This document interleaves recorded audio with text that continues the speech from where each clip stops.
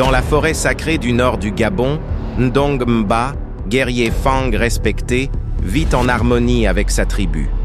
La paix est brisée lorsqu'Essono, sa bien-aimée, est enlevée lors d'un raid nocturne mené par les guerriers d'une tribu ennemie, désireuse de s'approprier les savoirs spirituels Fang.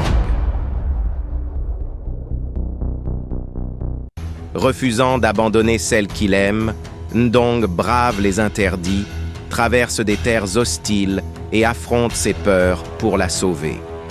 Son voyage le transformera, faisant de lui bien plus qu'un simple guerrier.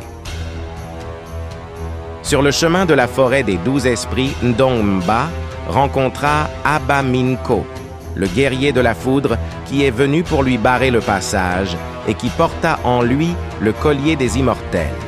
Aba Minko donne un avertissement à Ndong Mba d'abandonner car il n'est pas de taille face à lui, qu'il perdra la vie s'il s'entête, car la forêt des 12 esprits est sa demeure.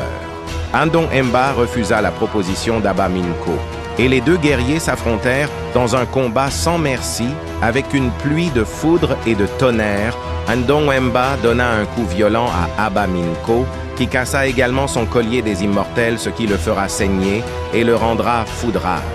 Il demanda à Ndong Mba d'où lui venait une telle force, car depuis des années, aucun guerrier n'avait osé lui infliger une telle blessure. Ndong Mba lui répondit que cette force est le fruit de sa rage et qu'il est le fils héritier du génie Nkulusumu.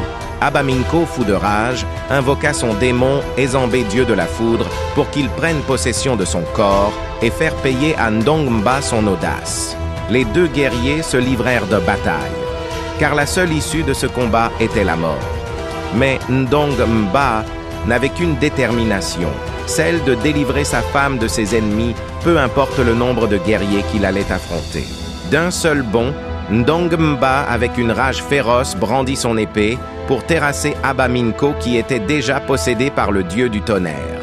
Sa chute était inévitable. Ndong Mba, victorieux de ce combat, sait qu'il affrontera des guerriers plus féroces, car ce n'était que le commencement.